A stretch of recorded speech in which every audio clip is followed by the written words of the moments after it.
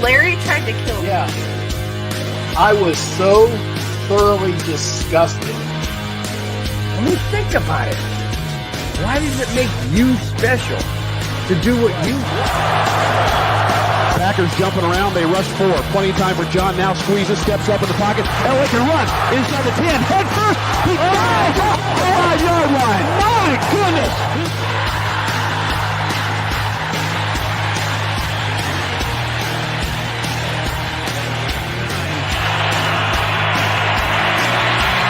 Rushing 4, ball comes out of the hands of Newton.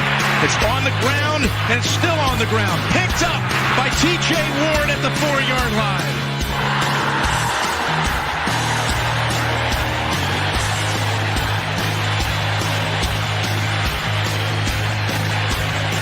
There's also Brian Clady and Ron Miller.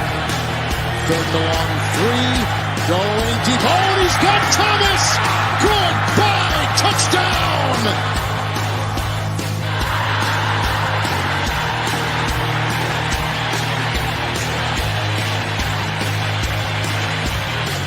Here we go. First snap of the overtime. The Broncos have been in 3 overtime games this year. They won them all. Got him at the 40. It's Thomas at the 50. Stiff arm got him 3 to the 30. To the 20. Thomas to the 10. Denver's going on the New England. They win it on the first play of overtime.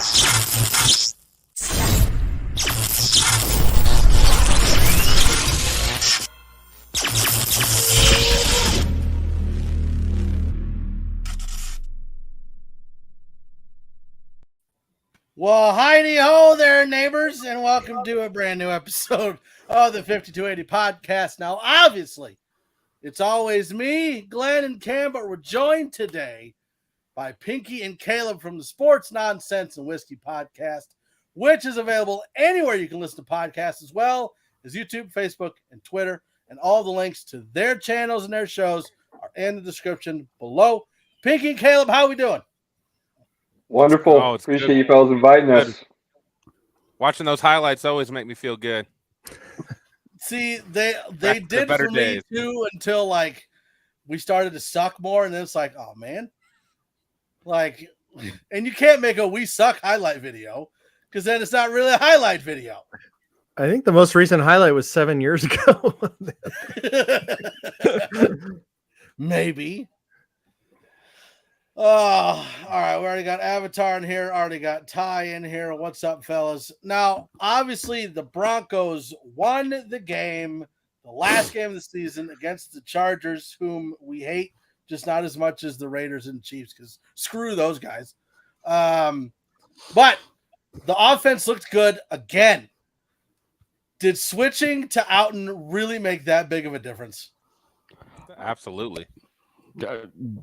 I mean, you can't deny it. I mean, they scored 30 points for the first time all season, and, and we got a chance to kind of see everything that we were hoping for from the offense, which was, now it was Justin Herbert, but I mean, that's kind of what they wanted. They wanted a quarterback to come in here, an offense to come in here and go toe-to-toe with those star-studded quarterbacks of the division of Justin Herbert and Patrick Mahomes. And in back-to-back weeks, you end the season on a high note, and you win basically within a shootout of getting over 30 points against Justin Herbert, because surprisingly, Brandon Staley decided to keep all of his starters in. But no, I'll take the W. I will absolutely take the W. Oh, I was waiting for something. Okay, so I'll jump in. I think now I should probably. Go ahead, Pinky. I would say, I mean, what was the thing that they did? Outen and Rosberg, they ran the football, and they did a lot of play action. What is Russ usually good at? Run the football, protect him, and play action. So, winning success. That's do what he can do best. Put your players in their best position to be successful. Yeah, and I think on behalf of the network, I need to give Glenn just a second to shine because we have something to say. I think I need to do a public apology to Justin Outen because all season long we were questioning why he was here, what he was up to. I suggested that maybe he just makes a very good cup of coffee. The coffee order, right? Right, exactly. Picks up the dry cleaning. I was dead wrong. He really showed us something these last 2 games. I was thrilled to look on his face when he got his game ball. So apologies to him. I don't know where his future holds as far as his next stop, but thanks for giving us 27.5 point average those last 2 games. Yeah, instead of like 14, that sucked. That was awful. 11. 11. I know. How do you even get to 11? Was it like 10? Wasn't there a 10-9 game? No, we had an 11. 11 to 10, where it's like, oh God. Okay. That was against the Niners. Mm-hmm. Way back. How in God's name did we win that game? Russell That's Wilson. what I want to know. Like the Niners is the one that we win, but we can't beat like the Jets or Colts. Or McCaffrey wasn't there yet either. Yeah. Still, like we can beat the Niners, but we can't beat the Colts. What? Or the Rams? I don't get it. Trying to get Baker paid. Yeah. So obviously, Nathaniel Hackett's fired. Jerry Rosburg was the interim. Jerry Rosburg gets his first win as a head coach and gets the game ball from Greg Penner, which was awesome. Definitely shined out in his 2 games as interim head coach. Any shot that he's getting an interview as a coach anywhere? No, I can't imagine so. But I think what he brought to the team and his wisdom really is going to have some impact and long-lasting impact is the word, really, in that building and on these players. You know, he showed them structure, he showed them accountability, but he also showed like he was a caring person. I mean, I just go back to his press conferences, which I loved. And he was just very thoughtful. I mean, he liked thoughtful questions, but he gave thoughtful answers. You know, even pointing out when players were appearing in their first games as NFL on the NFL rosters. You know, it was just guy's just a good guy, and you know, I think he's ready for retirement. But you know, it wouldn't be a bad thing if he came back as special teams coordinator. But you know, we'll see what happens. I can't see a head coaching position though. Yeah, I'd be kind of curious what you know, Caleb and Pinky, your guys' thoughts are. I know that you know it was such a short sample size with it. Unfortunately, it was 2 games, but you know, we got a chance to see the team that we wanted to see at the end of it, and that's a huge kudos to Rosberg. And I think that you know, he being that kind of hard-nosed coached, you know, basically team, I thought is exactly what this team needed. And obviously it's going to end up being hindsight, but, you know, it's always the would you, shoulda, coulda, fired Hackett, you know, at midway point in the season and, you know, stuff like that. And what could have been with this Broncos team under Rosberg, you know, given, say, like a half season versus like a 2-game, you know, sample size. But still, they showed so much fight for a team, you know, for 2 games, and with what we were able to see and with what the energy that he was able to bring, I guess you could say it was a nice little introduction to maybe a Harbaugh type culture. Caleb, so I think you've got a good one on this one because you mentioned after week 1 what you would have done. So, yeah, I would have fired Hackett a lot sooner than they did. There are just too many little things that I saw that said either he's never played calls and other people were doing it for him, or the thought process behind the way he wanted to play call and head coach at the same time was never going to come together. So I think it was a little too late.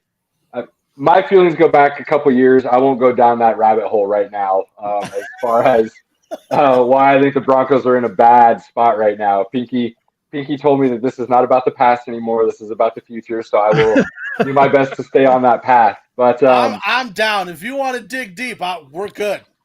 We might. We'll see. We'll see how the night goes. But right now, I would say that I think I'm a lot more. I like to be a positive guy, but I'm thinking as far as the Broncos go, what I see, I can only be realistic about. And I think the last couple of games I'm taking with a giant boulder of rock salt because I don't think the Chargers game means anything personally. I don't think any of those starters for the Chargers wanted to be out there, so they were just kind of going through the motions. So what we saw from that game, I don't put a whole lot of stock into, unfortunately. You always see players play a little bit harder for the interim coach when he comes in. Doesn't usually last. That interim coach gets hired. And I was not a big fan of the Russell trade to begin with, so I don't see him ever being worth the value that we paid for him. So I'm going to try to stay optimistic, but I'm not seeing a huge, bright future right now where the Broncos are at. You to dig. That's the tip of the iceberg, man. I'm not going to go down too much further right now, but it's nice to see the players step up. It was nice to see them get a little bit healthier towards the end of the season, but I also feel like we've got a lot of guys on the team who have injury histories, so I don't see necessarily like us being healthy all of a sudden being able to go on a run is necessarily a realistic possibility either. So there's not as much good as bad right now, and the head coach is going to come into a not great situation to begin with. So I guess my first question is, and this is just a little dig, why were you against the Russell Wilson trade to begin with? I never saw Russell Wilson as that superstar quarterback that was going to put you over the edge. I saw a really great team around him in a very specific offense that he ran well. And from all accounts, that wasn't what he wanted to do anymore, and they were going to let him do something that I didn't think he was quite capable of. I think he's a really good quarterback. I just don't think he's a great quarterback, and we paid for a great quarterback, and I don't think that's what you're getting, especially at the tail end of his career. Okay. So the next question then is, with not putting any stock in the Chargers game and not really knowing what players you're going to have the Broncos team next year, who is your leading candidate as coach? Because, I mean, we just had a list come out of like what the lead for the coaches, and I'm looking at Dan Quinn's a favorite, followed by Harbaugh, Peyton, DeMeco Ryans, and then Raheem Morris. He has to say Dan Quinn first. It's right there. He's first. I may not be as down on Dan Quinn as everybody else. I would not be upset about that. I wouldn't necessarily be thrilled, but I would not be upset. The name I like the most that keeps coming up right now is the DeMeco Ryan. Young guy, has a great mind by all accounts, making that 49ers defense look scary good, and he's coming from the Shanahan tree. And anybody that's listened to us knows I'm very high on that Shanahan tree. That's, as far as I'm concerned, that's the McVays, the LaFleurs, the O'Connells, the McDaniel, all of them are that Shanahan tree for me.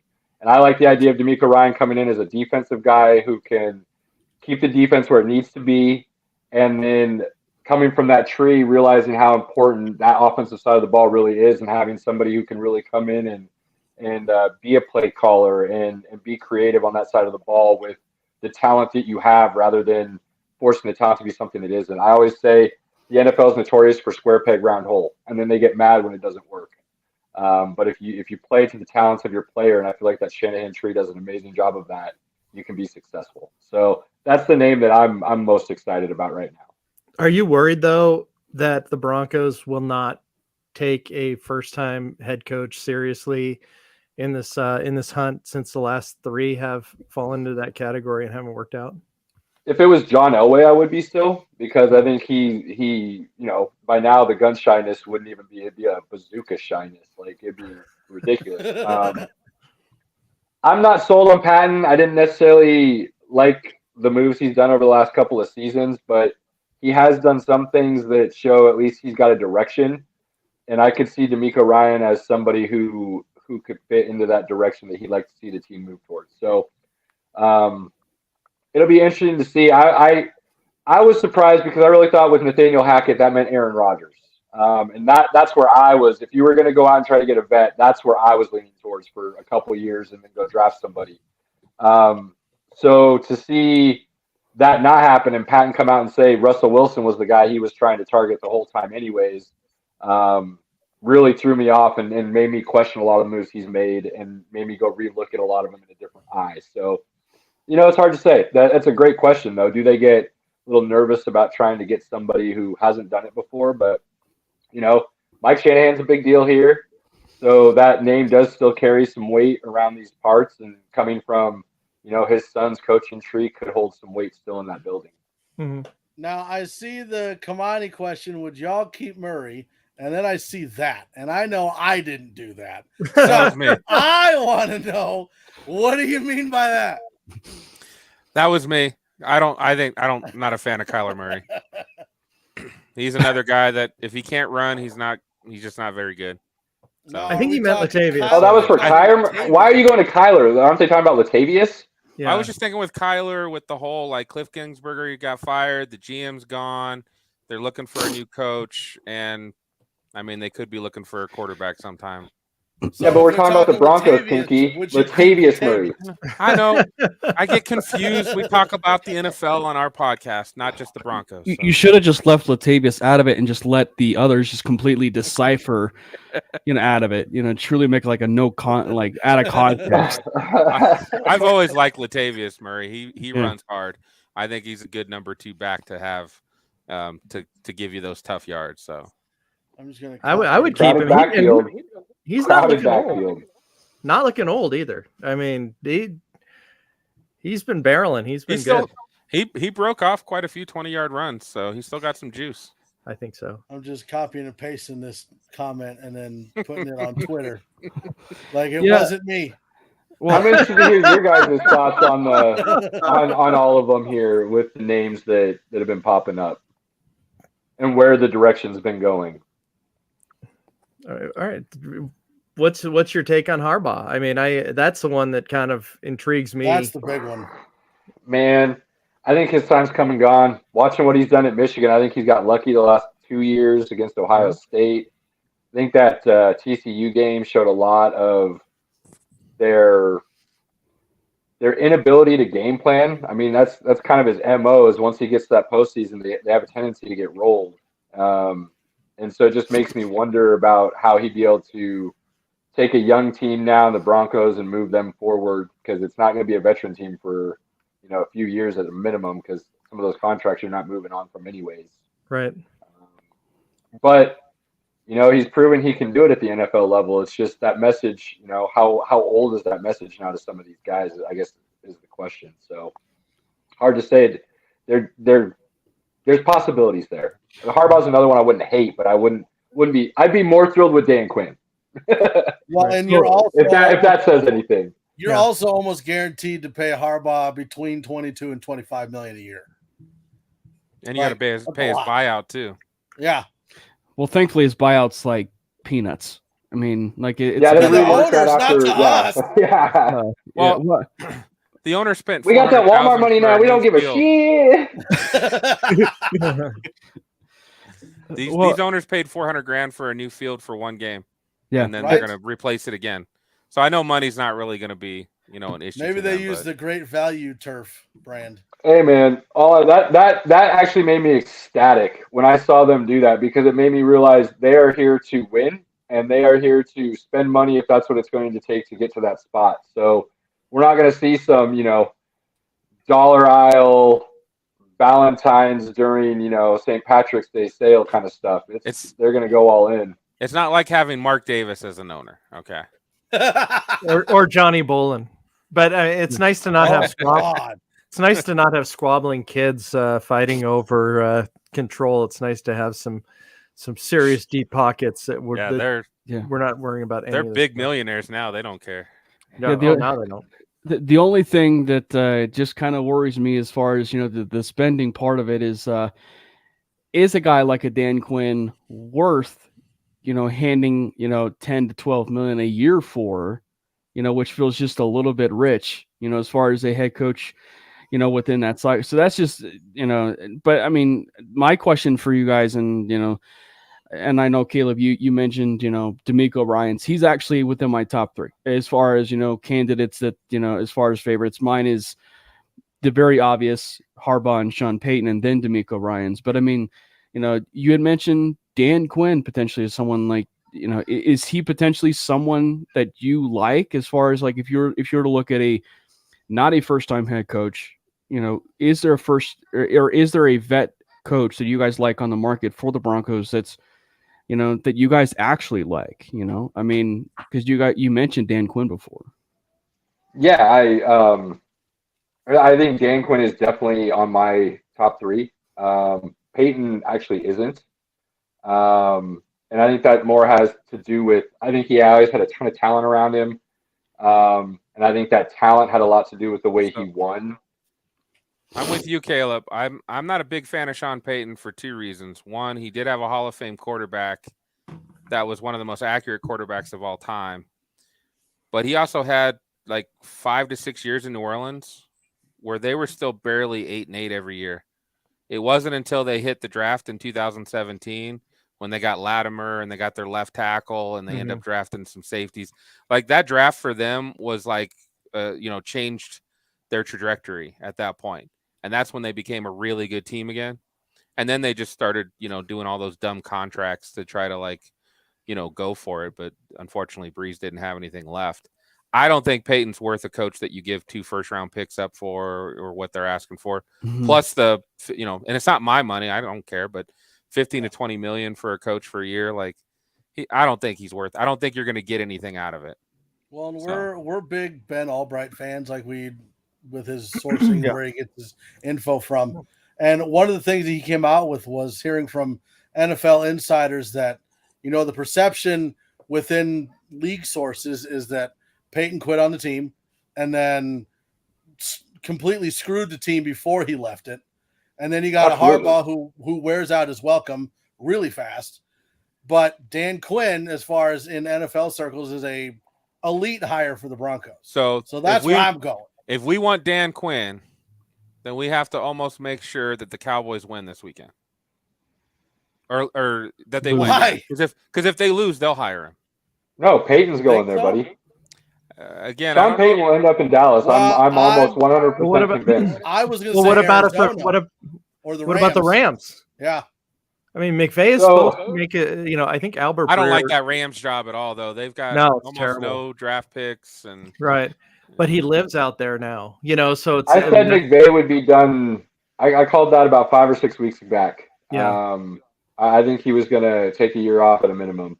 Well, I don't think Peyton likes that job, though, honestly. I don't. I think he wants to go somewhere where he feels like he can win right away. He's waiting and for I don't the think Chargers Arizona does that. I don't think the Chargers would be a really interesting one, though. That's the other. That would be. I'd say it was Dallas first, Chargers second for Sean Payton would be my guess because you've got all that talent sitting there with the Chargers that's just waiting to break out. Well, and McVay just gave permission for all of his assistant coaches to go interview elsewhere if they want. Yeah. Well, so Albert Breer said that he expects a decision from McVay by the end of this week. So one of the things that was thrown out there, and this was not by Albert, but just in general talk, was that what if McVay said he'd like to take a year off? Would the Rams keep his seat warm and maybe have a Raheem Morris take over the team in his absence? So all of a sudden now another great candidate could be put in a position where he's not that he's got a head coaching position at, but it's in an interim fashion. Are they the Texans now? Just bringing in people for one season and getting rid of them? I know. I can't see that happening, but that was thrown out there today. And I think that's what makes this whole thing with Sean Payton a little bit fascinating because, we mentioned about, him and the Saints kind of truly being in cap hell and, with draft picks and stuff like that. And the Rams, we all know that like Les Snead, like he is like, it's one of those things like, screw them picks and the cap space, who knows with McVay leaving, that will put so much unquestionable doubt within that team of, Aaron Donald, what is he going to do? I know Aaron Donald came out, but yeah, he came out today and said, if McVay is not here, I'm gone. And, and he has so much relationship with a few of those players, that you wonder what is the future of the Rams going to end up being. And they finally got Baker. Yeah. So, I think it's gonna be one of those things like, what is Peyton's intentions? Because he could also view it like as the current standing of maybe what McVay's thinking, like, because Peyton already has a media gig. for being in Fox Sports, and he probably loves it right now. And so it's probably one of those things like he's probably, content staying on the booth and being a part of the media. So who knows what his intentions are, but it's very clear that he confirmed, the Broncos are a team that, he's talked with. And so it'd be really curious to know, what furthermore his intentions are with the NFL. And, but it's interesting. But the more and more it lingers for me with this cycle, truly makes me wonder what Harbaugh is for this team. And as far as, where it is in the final line, because I truly feel at the end of the day, this thing all is kind of coming down to just Jim Harbaugh at the end of the day. So, Kamadi, to answer your question really easily, hell no. Right. It's basically what Caleb and Pinky and I were saying. Yeah, not a chance. And No, I'm with Pinky. please though, God, no. on Peyton. I'm not loving having to give compensation for a coach when, we need to parlay some of these picks into filling the holes. Our roster's not quite set. And another thing about Sean Payton for some people is, we're talking about a coach that also had a Bountygate scandal underneath him with Greg Williams. Now, granted, that's I'm only Greg worried Williams. if he brings in Greg Williams as his defensive coordinator. Every team had that. Every team was doing that. They just picked them for some reason to rock the boat and hang somebody. I'm just saying, like, you can probably understand, like, there are still some of those cons like that's attached to it. And so, because that's the only thing that's known. But I mean, so there's at least that going to be carrying over, but there's always the question of what will he do different? And that goes for every single candidate. That's not a first-time head coach. Like, what are they going to be doing different? Why is DeMeco Ryans getting so much love? Because he's a freaking amazing coach. Yeah. It's that Shanahan tree, baby. That Shanahan tree is something special. And he's calling the right plays for that defense to excel with the personnel they have. And that is, and I'm hoping I'm right. I am so hoping I'm right. And that is the new NFL with that Shanahan tree and a couple other ones. He's getting a little bit of love from Robert Saleh, also moved from the 49ers over, and he's done a pretty good job with the Jets team that even with if Breece Hall played the whole season, they make the playoffs. I'm pretty confident. No, Mike White would have had to start the whole season for them to make the playoffs. Bam Knight played just fine as far as their running back position was going. If Zach Wilson's mother had no friends, they would have been better off. Kamani wants to know if we should go after Bama's head coach. Let's go get some Saban in here. Well, that ship has sailed. Yeah, but I think that's he's not going to move. He wouldn't leave that gig ever. Yeah, but I think that's just kind of the curious things we are with the. Come on. You must be drinking with me, my man. Kamani's drinking some absinthe because he's seeing things. I mean, we might as well just go out and trade for Bill Belichick while we're at it, right? I mean, Mike Florio did bring that up on his show today. He said if you're calling and talking to Peyton, you might as well call around the league and offer first-round pick to any of the coaches around the league. But I think that's the fascinating thing we are at with our ownership group, because it's just like it's one of those things like, you already threw Harbaugh's name in the mix, you threw Sean Payton's name in the mix, and then you have Dan Quinn. Now, I think what's fascinating about Quinn is, as of right now, and granted we're at Tuesday, is just that there's not any more teams that we know of that have requested for Dan Quinn. I think that's the interesting thing with Quinn, is either he only views the Denver job, as his most logical situation. I guess you could use it like the Harbaugh situation right now. Like, as of right now, there's only one team that have interviewed, in the NFL, and that's the Denver Broncos with Jim Harbaugh. And the only thing that we view with Dan Quinn is that the Broncos have reached out to Dan Quinn for potentially interviewing him.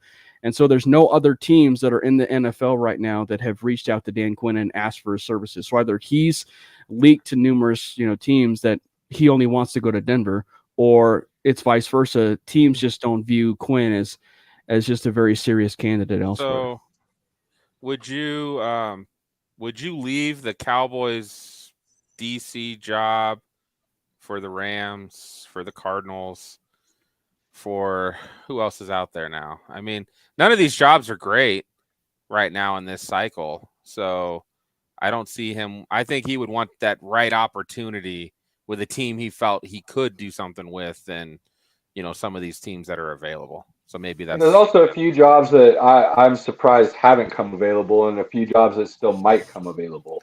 So that was my next question. What do you think? What do you think is coming available, and why do you think it's taken a few days for it to happen?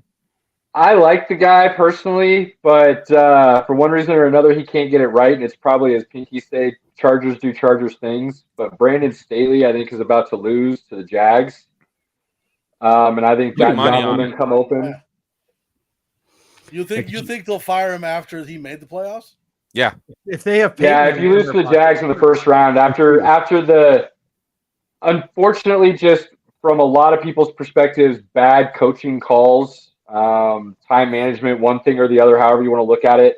I actually personally love the aggressiveness. I love the constant fourth down, going for it, and things of that nature. I think injuries have hit them really hard through no fault of his own, and that's going to be his ultimate downfall, is just not being able to play with that full deck of cards consistently to do something. But I think that job would come available if they lose. Dallas job is probably going to come available when they lose to Brady in the first round. I'm surprised the Browns job hasn't been announced, to be perfectly honest with you. I'm surprised Stefanski is getting another shot, as much as they've underachieved under him. So there's some ones that might still come. Coordinators at the Browns too, didn't they? Yeah, they did. Yeah, they did. I think Ron Rivera keeping a job out in Washington is surprising. The Titans just cleaned house of their offensive coordinators too. I like Vrabel, though. I'm not surprised to see him keep his job, especially when he's always been willing to make changes. So that one doesn't surprise me as much, but I think he's on a short leash going into next year, especially not playing Malik Willis down the stretch. I think that was... They fired their GM, so I think they wanted to... Vrabel's a good coach. Their GM didn't do the best of restocking that offensive cupboard. So I think also that his tenure may have ended as a result of the drunk driving from the offensive coordinator and the drinking on the airplane on the trip back. I think it was from Green Bay, and what perhaps transpired there. So I think Robinson I think that may have played a part in his dismissal.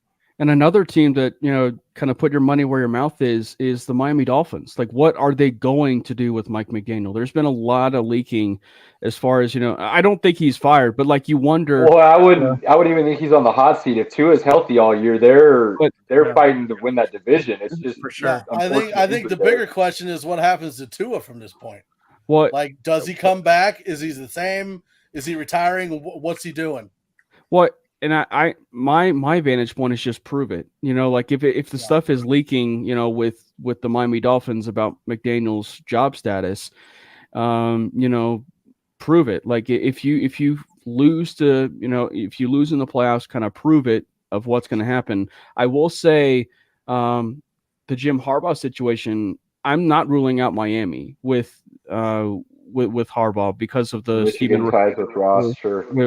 So I'm not ruling that out, but I mean, my guess is it would be almost like, if you let go of McDaniel, that would almost assuredly tell you either they're going to be reaching out to Peyton or they're going to be reaching out to Jim Harbaugh for that situation. It's almost kind of like, I guess you could say, the Brandon Staley situation, because it's like, if Staley unfortunately loses, to the Jacksonville Jaguars, which I am hoping, just for the sake to see, Chargers fans weep on the timeline. Put money on it. But I just think that, it would also be sad because if you're letting go of Brandon Staley and they made the playoffs, you're not letting go of Staley to hire Dan Quinn or hiring, someone like that. You at that point are going to end up going really hard after a Sean Payton or even a Jim Harbaugh for that matter. You're going to be wanting to go after a bigger name. We hate the Chargers. If I'm the Broncos and either one of those guys came available, I'd be snatching them up in a heartbeat. We hate the Chargers. They do have a roster that is ready for a Sean Payton. Like, they could take on that and be okay. And it's been leaked before about. I kind of want to say, who would be. Go ahead. You know who would be bummed the most if Mike McDaniel got fired is the Miami press, because he gives the best press conferences and answers to questions of any coach in recent memory. Well, I guess my question is reaching back like to Cam, what Cam was talking about. Why does it matter how many teams want to interview Dan Quinn? Like, just because, like, let's say you're Sean Payton or you're Jim Harbaugh. Yeah, you got, your names are the ones that are bringing all the attention, but you still need to interview for the right team. Like, you don't just interview for every single team and then sure, I'll go with that when you want to interview for the right team. He could be shutting down the interviews though. Right. Yeah. They could be calling and asking and he'd be like, no, I'm okay. Because, like, there's so many people that are like, oh, well, let's look at Dan Quinn when he was the Falcons head coach. I'm like, well, if we're going to reach back and look at all their failures as a first-time head coach, we wouldn't have Belichick. We wouldn't have Pete Carroll. Like, there's so many coaches that failed the first time around and then fixed it the second time around. I don't understand the negative have Josh against McDaniel. Quinn. Yeah. Oh, God. Yeah. But I think it's keep him. But I think it's a fair point of view because you can't look at like that side of it without kind of looking at that other side of it, because I mean, like there's the side of, okay, he's shutting down the interviews because he only wants the Denver job, which should tell Denver everything that they know about his high level of interest in the job. But also it could, maybe be the sign of, oh, well, maybe he's not interested in some of these, other jobs, or maybe the NFL just sees it as like he's not as much of a hot commodity. So there's that other side of it. I mean, I'm not saying I view it that way, but I'm just saying that there's that other side of it, probably why fans view it that way. The only other job I think is good is the Colts job at the moment of the open. Good. That's the only job. They're gonna have CJ Stroud or Bryce Young, and you can revamp that offensive line real quick. That defense is strong. I think that's a really crazy underrated. I think a coach could turn that around in a year and be a dark horse Super Bowl team. For what team? But your GM and your owners are idiots. Yeah. But your GM and your owner are idiots. Like, that doesn't. The owner. I think the owner's more of an idiot than the GM. I think the GM's actually not. And that's one thing that fans don't think about is like it's not just the player and the scheme fit for the coach. The coach also has to get along with front office and like what's going on with the front office and the owners. And that's why I think Dan Quinn wants to be with the Broncos is because of the front office. Here's something I thought of.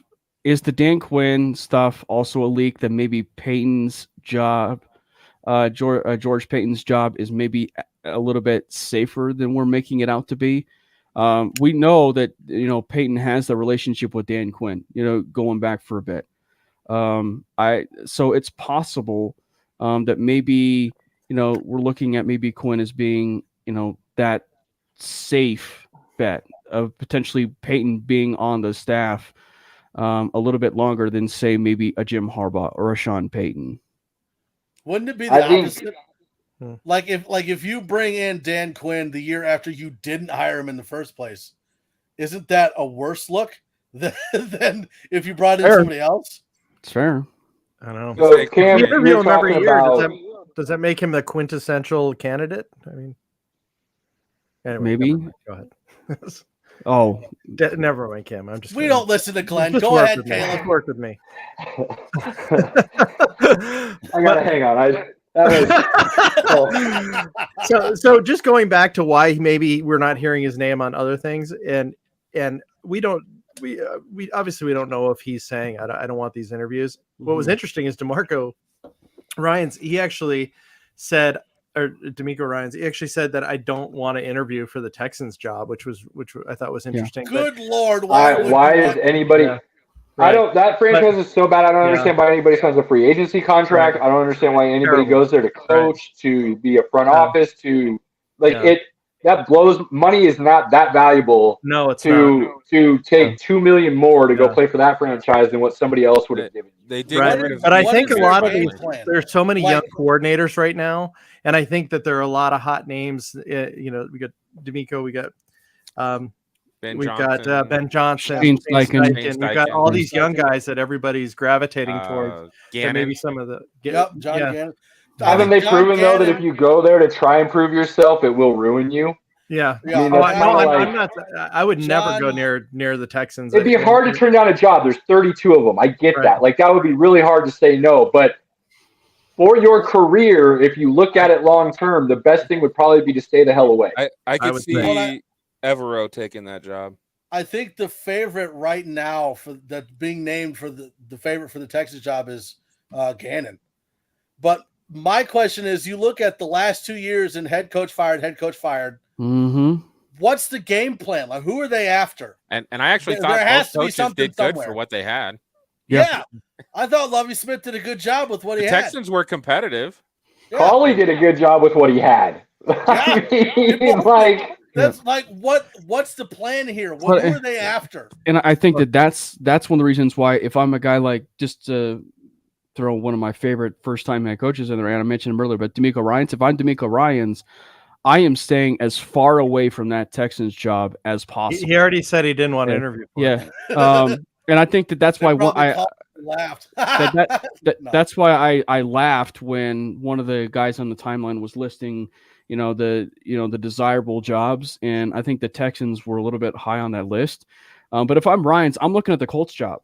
Like I'm looking at the Colts job. Just piling on with that. But good God. I just when you continue to fire coaches year after year, I think, what is this, the 4 years now where they're not going to be going on their fourth head coach now. Like, if it's year Sounds after like year, maybe not quite, but I mean, yeah, it's pretty cool. Maybe not quite.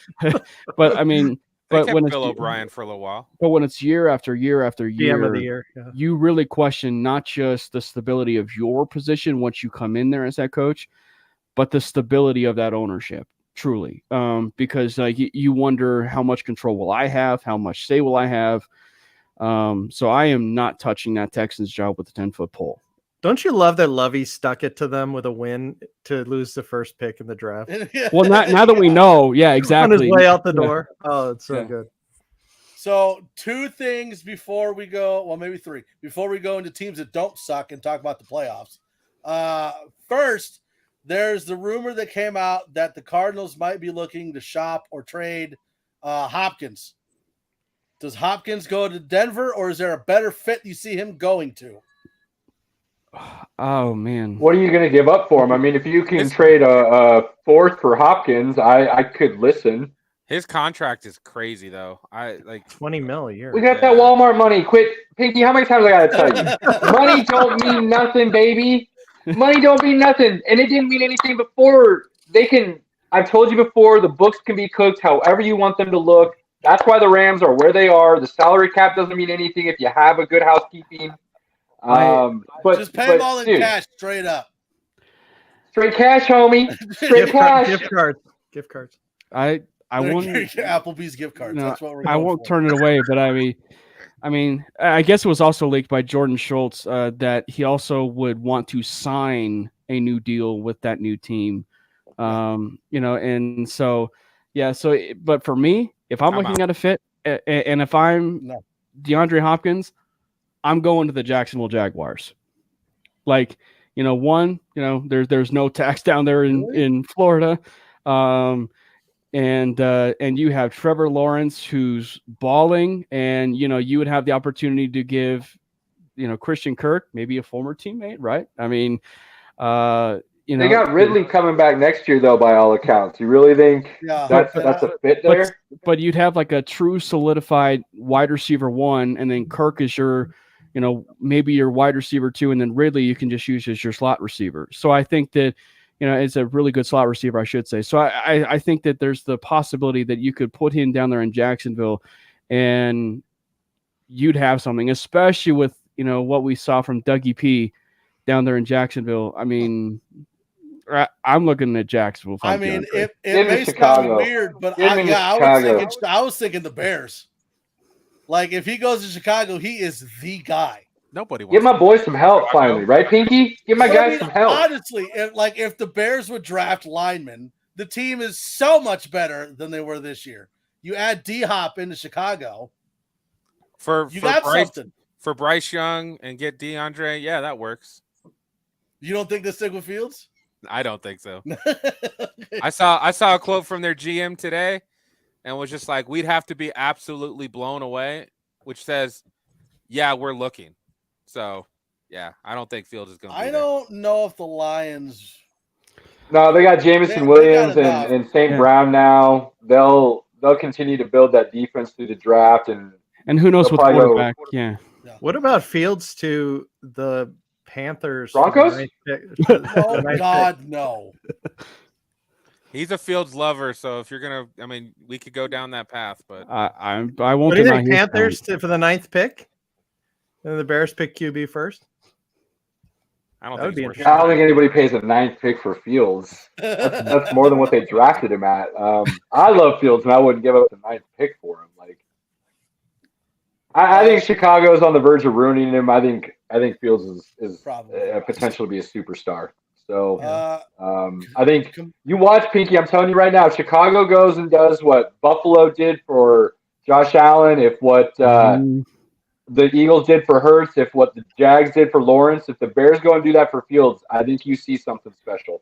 for like 1 year. I still think he's going to be average because as soon as you make him sit in the pocket, it's not going to work. I think people don't understand how good of a passer though that Fields is. I mean, I think that I think how that, can we? He's always running everywhere. Well, But have you seen the line? I mean, exactly. But like we're Most talking about, quarterbacks could be good if they have a good O-line behind them. So, but I mean, like we're talking about a team that, especially not to go back in the DeLorean, but if you go back to his Ohio State tape, like the Ohio State tape, like I mean, they made him stand within the pocket, be accurate, and unless you were Jamar NFL Johnson, O-line and wide open wide receivers, yeah, it's hard to hit those guys. Pinky doesn't take any stock in college. He thinks it's a worthless thing to look at, and I cannot convince him otherwise. So I'll say this, college. It was a good Back to the Future reference. I like that. That was good. Kamani says Hackleby. I'm with you, Cam. I'm with you, Cam. It sounds like I wanted to feel bad, but then I got certained. It sounds like I didn't like that well. LaFleur was asked if he would take Hackett back as OC in Green Bay, and he said I'd be open to it. So I'm betting he goes back there. Yes, he's going back to Green Bay. And I mean, he didn't play call anyways, so it's not like LaFleur is losing anything. He's just paying his buddy to come hang out. It's cool. Yeah. So one shout out before we go into the playoffs, and this is a local Colorado thing. Romy Bean, who is a friend of the network, was named Co-Colorado Sportscaster of the Year. So shout out, congratulations. Romy Bean is awesome. We've had her on the show a couple times. Congratulations. And look forward to more in the future. Now, on to teams that don't suck. Let's talk about the playoffs. Any games that are your favorites right out of the bat in the wild card round? Jacksonville and the Chargers. Yeah. And I'm all Jacksonville. I'm on the train. They're going to win. They're going to beat the Chargers. I know. Can you imagine, Pinky, how they got in the playoffs when you told me that was an impossibility, and now you got them winning their first round match? I know. Crazy and how life works. I had to tell you I was wrong. I hate doing that. The only person I'd say a little bit in your mouth. Yeah. It was a tough year for Pinky with having to say he was wrong and calling his wife the Sacco, and it really ended up being him. And it was a tough year, buddy. It was not me. It was Mark. And then Zach. So, Kamani says Cowboys and Bucks is the game he's paying attention to. I'm actually liking this Ravens-Bengals game. Always gotta love a division match. If Lamar Jackson plays, it'll be awesome. If he doesn't play, Joe Cool's about to make people look silly. Yeah. You think the Bengals got what it takes to get back to the Super Bowl this year? Or are they going to get stuffed by the Chiefs? Yeah, no doubt. No. They're not afraid of the Chiefs. That Chiefs defense is weak. If we played the Chiefs, it's always weak, but they're always this there. Year, we would have been in the playoffs. Yeah, they ain't worried about the Chiefs in any shape, way, or form. That offense is scary dangerous, and that defense plays with an edge against Mahomes. So, I would, if it was Chiefs Bengals, I would favor the Bengals again. What about Bengals Bills? Bengals. Still Bengals? Bengals would have won the that Bills game. Fell off that last third of the year. That offense does not look strong right now. And that was before everything happened with Hamlin. The Bills miss Von Miller a lot. I agree with that. Ooh, Kamaya's got Niners Bills in the Super Bowl. Be a fun one. That would be a fun one. I mean, Bengals, Bills, Chiefs for me. I mean, I like the Bengals a lot. My Super Bowl is actually Bills and Eagles. I like to see the Bills and Eagles. One, just because like you basically have Josh Allen and Jalen Hurts in the Super Bowl and like running type quarterbacks. So that would be, and a defense that is legit in the Bills and the Eagles would be kind of fun. The game I want is obvious. Pinky mentioned it, but it's the Chargers and Jaguars. I actually I'm on record on the other podcasts, mainly Broncos, saying that the Jaguars are going to be the Detroit Lions this year, like the Detroit Lions type team this year. And they clearly outdone themselves with what they were able to do this year. And so I'm really curious to see what they do. And then they had the big game. Like it's just and I don't mean this divisionally, but it's just like it's just such a high for that team. I mean, because if you think back to when the Jaguars were like a few minutes away from going to the AFC Championship game, before the under Nathaniel Hackett. Anyway, but I just think that when you look at them, like they're on a high right now, and then you look at the Chargers, who they have no idea, as far as the health of their team, the people that are going to be ready, and a very disappointing loss, to be, point blank, to the Denver Broncos. And who knows what's going to end up becoming good. So the Staley rumors of him being fired might actually end up being true. So that game really, really interests me. And also the Jags defense is no joke. Like it is no joke. Like it's almost like, use the DeLorean reference again. If you're going back in like that, you Jags can't use defense, it twice. It's not. I'm using it twice. Actually, they used it 3 times, Mike. They used it 3 times. Anyway, but I think there's a real possibility that the Jags win this game. When you look at like the lineup of games, there are several that just look like they're going to be absolute blowouts. They're not going to be fun to watch. Which only means one thing. I'm looking at the Niners versus Seahawks. I would certainly expect San Francisco to roll in that game. Vikings over the Giants, same deal. Bills over Dolphins. And Giants winning that game. You think so? Giants winning that game. The Vikings are so overvalued. No doubt about it.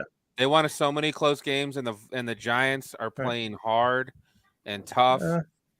Vikings are only team to have at least 11 wins this season and have a negative point differential. That's scary going into the playoffs. Convinced me. I know they're overvalued, but I just don't think the Giants are all that great. So that'd be amazing. Super Bowl. Oh my gosh. Oh my gosh. And that Bengals Ravens, to Caleb's point, that I don't expect Lamar to play. And if he doesn't play, that game's just going to be another walk. Even if he does, he's not running. And if he's not running, he's not going to be successful. So what's going on with his contract? I mean, do you guys have any prediction as to what you think's going to happen there? I mean, he's in a weird situation, like a weird NFL agent situation. Well, because it's like, I believe it's his mom that's his agent. Not anymore. It's him. It's him. Well, I mean, he represents himself. Both. But still, Roquan, she's like his advisor. Because Roquan just signed his and he represented himself. And he's the first inside linebacker, or inside or outside, to get $20 million a year. Yeah, but it's an interesting situation because it's like you don't know what it's going to end up being like. You don't know if he'll end up getting the $40 million a year. Is he going to go to Miami? Could it be Detroit? I'm just throwing names out there. But I'd trade him to Miami. But it'll be interesting to see what'll become of it. But to the more on the Bengals and the Ravens, it's interesting because too, like with it being a divisional game, this is now the 3rd game they're playing, and who knows what's going to end up having, becoming that. Like Huntley has not played at all like he did last season. I have no faith that the Ravens are going to do anything. At the same time, though, we're still talking about a Harbaugh coach team with John Harbaugh, and it's just like, like in the playoffs, the Baltimore team's back in the playoffs. I would not be at least surprised that that he at least has Huntley, if he plays, pretty coached up to where, they're going toe to toe still. Because again, we're still talking about a divisional matchup, so like, the team pretty darn well, even if the Bengals are a really good team now. The team pretty well as far as maybe weaknesses and what they do, and especially too, like we're talking a team that they played like the last week of the season. So it's like they're, both the Bengals and Ravens are kind of going off of like 2 weeks of preparation for each other. Yeah, but have you seen the Bengals offense? I mean, they're just ridiculous. Could we get a if Lamar Jackson plays? I can easily see Baltimore winning. Baltimore's got sneaky weapons with Likely, Andrews, and Dobbins. Dobbins over the last 3 or 4 weeks was averaging over 5 yards a carry, most yards. That offense is sneaky dangerous with Lamar Jackson playing. So it would not put it past him if he plays. They could win. I wouldn't say they're going to, but it wouldn't surprise me if they did. I don't see any way that they win, but with it being a Harbaugh coach team, I could see it being competitive. Harbaugh works. Yeah, well, Harborough. Marlboro. So what are your thoughts on that Greg Roman offense for the Ravens? It's done. It's good for about 3 years, and then it's because there's a lot of like, if Jim Harbaugh comes, Greg Roman comes. I think Roman is more of an issue why people think Lamar Jackson can't throw the ball as well than it is Lamar Jackson not being able to throw the ball well. I think it has more to do with play calling than it does Lamar Jackson himself. Okay, sure. So we're thinking of Bengals Super Bowl with who? 49ers. Okay, not the Eagles. Not the Eagles. Wow, that would be a redo of the 1981 Super Bowl. But they're going to meet. They're going to meet in the NFC title game. It's going to be 49ers and Eagles. That Niners team is so good. I don't think Brock Purdy can hold out all the way to a Super Bowl. I think if he meets the Eagles in the NFC Championship, he would lose to the Eagles. Do you think Trey Lance that would be the end of Purdy? I think that would be the end of Brock Purdy's run. But I think he's going to be their quarterback next year. Brock Purdy runs the offense. So you're talking Brock Purdy over Trey Lance? I can't see Trey Lance beating him out to start the season, to be perfectly honest with you. I also don't see Trey Lance being healthy enough to truly compete to begin the season. I think that's the bigger issue. Yeah. When he is healthy, does he come back in as a starter? I mean, he almost has to, right? He's the number, 3 pick? Not if Purdy gets It's going to be so hard to do that at that point in time. If Brock Purdy's playing well, that you're going to have to eat your crow and move on from Lance. That situation is on such a pins and needles, fine line, one way or the other situation that if he's not full go at training camp, I don't ever see him being the 49ers quarterback. You'd also be talking recency bias too with the fan base. If Brock Purdy, who kind of helped take him to the playoffs and goes further and takes him to the NFC Championship game, it almost would be, I guess you could say like the Jimmy Garoppolo effect. With the fact that he took them to the NFC Championship game. And so fans at that point are going to be saying, well, shoot, just have, Purdy end up being the guy, as their starter and then, moving on from Garoppolo and then still let Lance heal. But I mean, it's just like, who knows what'll happen.